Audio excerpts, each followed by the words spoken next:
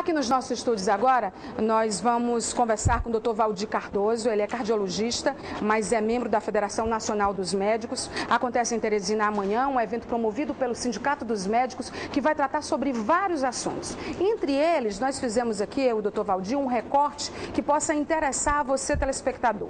Trata, por exemplo, o nosso primeiro assunto, da consulta pública sobre as novas normas da Agência Nacional de Saúde, que dá algumas garantias a usuários de planos de saúde. E esse é um assunto que interessa muito a todos nós. E aí eu gostaria de começar. Boa noite, muito obrigada pela sua presença nos 70 minutos. Quando é que essas novas normas entram em vigor e o que exatamente elas mudam nessa relação usuário-plano de saúde, doutor Valdir?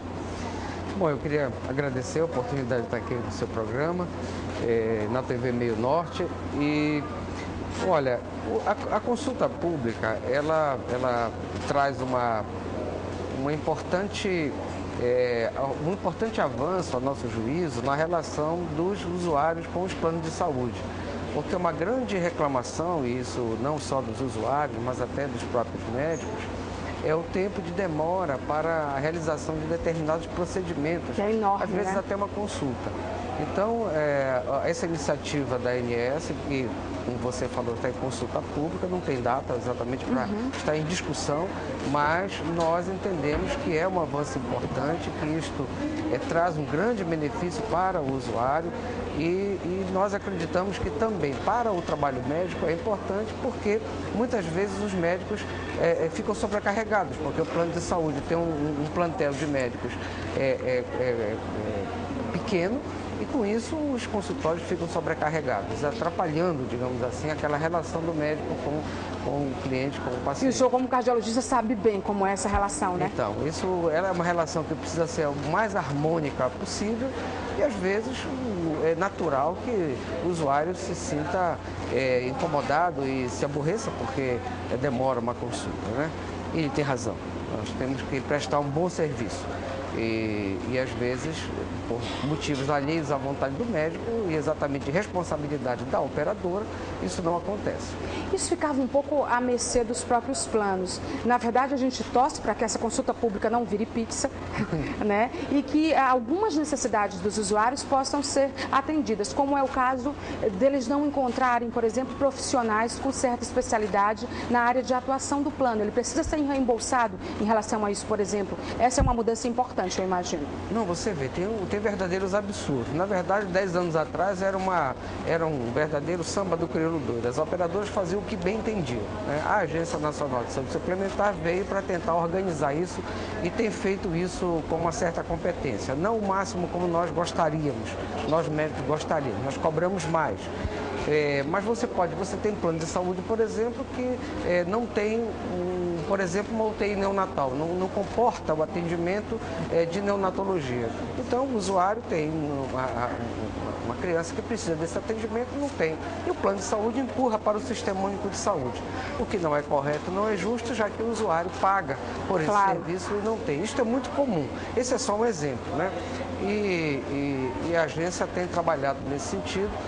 Nós médicos entendemos que são iniciativas importantes que visam trazer mais responsabilidade por parte das operadoras e um melhor atendimento para os clientes dos planos de saúde. É uma outra frente que a Federação Nacional dos Médicos tem aberta em relação às vagas destinadas a médicos através de concursos. No nosso caso, por exemplo, Fundação Municipal de Saúde, mas são fundações no Brasil inteiro que tem esse tipo de problema. De que maneira vocês esperam resolver legalmente essa situação? Bom, eu queria ainda te dar uma informação importante, porque nós falamos muito da agência, mas a Federação Nacional dos Médicos, na relação com as operadoras, entende que os médicos, eles não têm, por exemplo, garantias de você ter um reajuste, um contrato que preveja um reajuste na remuneração do valor dos procedimentos. Hoje nós tivemos uma reunião com Sim. a Agência Nacional de Saúde Suplementar, onde discutimos e vamos protocolar um documento propondo um acordo coletivo e o estabelecimento de uma data base para que os médicos, na verdade, 18 de outubro, dia do médico, é a nossa proposta, para que nós possamos, além de ter a satisfação do usuário, do plano de saúde, mas que também os médicos possam ter a garantia de discutir a remuneração do seu trabalho. Você já tem um cronograma, então, em relação a isso, não é importante falar? Nós estamos trabalhando esse documento e devemos, ainda no correr deste mês, protocolar e provocar essa discussão junto à ANS. E sobre a outra questão em relação às vagas, ao não preenchimento total de vagas destinadas a médicos em fundações?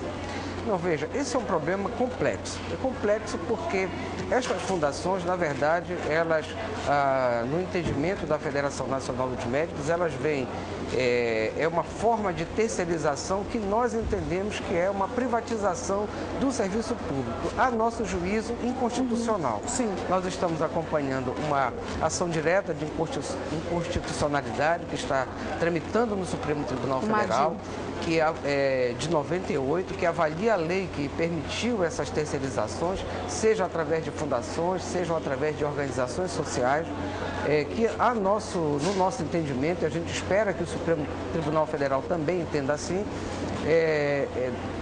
a considere inconstitucional porque nós não podemos terceirizar um serviço ou privatizar um serviço público de tão alta relevância como é o atendimento de saúde. Isto tem acontecido no país todo e a FENAM, a Federação Nacional dos Médicos, se ombreia, se junta com os movimentos sociais de usuários, de outros sindicatos, no sentido de lutar contra essas terceirizações. Quais são as outras demandas e bandeiras importantes hoje da Federação Nacional dos Médicos, doutor Valdir? Veja, tem algo que nos preocupa muito, porque parece que a responsabilidade do médico é a falta de médicos em muitos locais do país. Se você tem uma quantidade grande de médicos nos grandes centros, nas áreas metropolitanas, você tem áreas como o Nordeste, a Amazônia, em determinados pontos do país que você tem falta de médicos ou falta de determinadas especialidades. Parece que falta médico no país, o que não é verdade. Nós temos... Daqui a pouco a gente vai mostrar uma pesquisa do IPEC que revelou que a falta de médicos é o principal problema do SUS hoje. Foi uma pesquisa divulgada hoje. Isso. A falta de médicos naquele local, mas não há o número de médicos no país, que são 350 mil médicos em atividade hoje, é suficiente, segundo os critérios da Organização Mundial de Saúde, para atender a população brasileira. São quantos necessários? 1 médico para 1.000 habitantes em média. E nós temos essa quantidade ou a gente tem um número Nós temos um número superior. Agora, estão mal distribuídos. Por que estão mal distribuídos? Por que os médicos insistem em ficar nas capitais, por exemplo? É porque a remuneração não é atrativa. Mas mesmo que a remuneração seja atrativa, às vezes o médico não vai. Uma coisa incrível. Então, por quê? Porque às vezes o médico não tem a segurança. Você oferece 15, 20 mil reais para o médico ir para um grande interior, mas ele vai ali, fica 6 meses, 1 ano, depois vai embora. Porque ele não tem uma garantia da carreira. Então, nós lutamos pela carreira. Nós entendemos que a carreira médica, uma carreira pública, que dê perspectiva de futuro para o médico, que ele possa iniciar a sua carreira no interior. Ele fica ali 5 anos, 10 anos. A questão da vocação também, né? Hoje nós temos muitos cursos de medicina. Eu acho que também a questão da vocação, porque ganhar 15, 20 mil no interior e você poder exercer a profissão que você estudou e poder ficar ali, também para quem tem a vocação é interessante. Mas não é suficiente. Não é suficiente. Todo médico é vocacionado. Você pode ver, você conversa com um estudante de uma outra área, ele não quer saber de paciente, não quer ver sangue, entende? É uma relação, você precisa ter muita vocação para ser médico. Entretanto, não basta isso. E não é só a remuneração, não é só o salário. Tem a vocação, agora tem a perspectiva de futuro. Você vê, não faltam promotores, não faltam juízes em via de regra nas comarcas, porque eles têm uma carreira. Então, a carreira médica, e nós defendemos que a carreira médica seja estadual de base municipal.